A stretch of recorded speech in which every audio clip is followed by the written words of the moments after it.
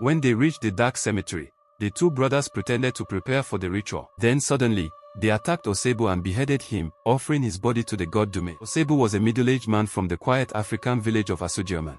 He worked very hard and earned just 900 Ghana cedis a month. But life was tough for him. He had many family responsibilities and debt. No matter how hard he worked, the money was never enough. He became tired, stressed, and desperate. One day, Osabu heard that a chief priest from the neighboring village of Ekram had come to Asujioman to perform miracles. The priest's name was Togbidovi. He did strange and powerful things, like filling a hollow bucket with water using no hand, and other wonders that amazed everyone. Osabu was very curious. He followed Togbidovi everywhere, watching his every move. Deep inside, Osabu thought, if this man can do real magic, maybe he can help me become rich too. So, after the crowd had left, Osabu quietly went to speak with the priest. He told Togbidovi everything, how life was hard, how he was tired of suffering, and how he wanted to make money quickly, by any means. The priest listened carefully and then said, "My son, what you ask for is not simple." Great priest, the spirits have turned their backs on me. My crops fail, my children are sick. I can help you, but only through money rituals. And once we begin, there is no turning back. Osabu thought for a while, then nodded. "I agree," he said. "I just want to make it. I'm ready." Togbidovi then told him to bring 5,000 Ghana cedis and a male goat. Osabu didn't have the money, but he was desperate. He borrowed the amount from different people and even took one of his mother's goats without her knowing. A few days later, he returned to Ekram and gave the items to the priest. They performed some strange rituals in the forest. Osabu waited for his life to change, but nothing happened. After a few days, he returned to Togbidovi, complaining that he was still poor. The priest looked serious and said, "There are still some sacred oils missing. I need 4,000 Ghana cedis more to complete the process." For the sacred oils, I will need 4,000 Ghana cedis. 4,000! Even though Osabu didn't fully understand what these oils were for, he found a way to get the money. He borrowed again, this time from some dangerous people. He gave the money to the priest, expecting something great. 2 weeks passed. Still nothing changed. Osabu was now deep in debt and even more frustrated. He went again to look for Togbidovi in Asujioman, but was told the priest had returned to Ekram. Osabu quickly made his way there. When he arrived, the priest welcomed him and gave him a seat. Then Togbidovi excused himself and went to speak privately with his younger brother, Kwekudovi, and another elder priest in the village. As they spoke, Osabu sat and waited outside.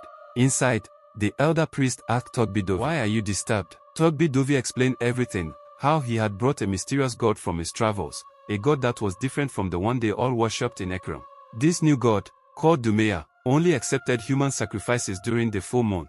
The elder priest was shocked. "That is dangerous," he said. "And if you miss the last sacrifice, then the god will remain silent. You must be careful. We cannot help you." As they returned to where Osabu sat, Togbidovi whispered to his younger brother, "If Dumea needs a human and Osabu is desperate, maybe he's the answer." Kwekudovi nodded slowly, understanding what his brother meant. Later that night, Togbidovi called Osabu and said, "Tonight is a special night. For the final part of the ritual, you must follow us to the cemetery at the edge of the village." Osabu, filled with hope, followed them without asking questions. When they reached the dark cemetery, the two brothers pretended to prepare for the ritual. Then suddenly, they attacked Osabu and beheaded him, offering his body to the god Dumea. Days passed. Osabu's family in Asujioman became worried. "We have to find him before they do." "What happened?" "I don't know." Hadn't seen or heard from him, but before Osabu left, he had told one of his close friends, named Yomensa, that he was going to Ekram to see the priest. Yo told the family, and they quickly reported everything to the police. The officers began an investigation.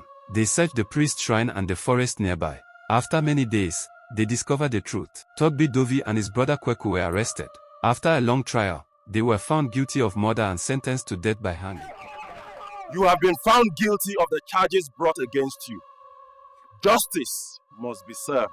The whole village of Asujioman mourned Osabu. He had only wanted a better life, but his desperation led him into darkness. Subscribe and I will see you next week. If you had watched the video up to this end, you need to subscribe, yes, because on this channel, that's what I do. I bring to you more scary stories, funny stories, mysterious stories, and then true life stories, yes. And this particular story you just experienced is a real life story, yes, a true life story. So if someone or a ritualist was able to convince you into doing money rituals for you, if it didn't go through, just don't go to his house on alone. Just don't go to his house alone, because what happened to Osabu might happen to you. Yes, my name is Samuel. If you are seeing me for the first time, you need to subscribe because on this and that's what I do. See you next time.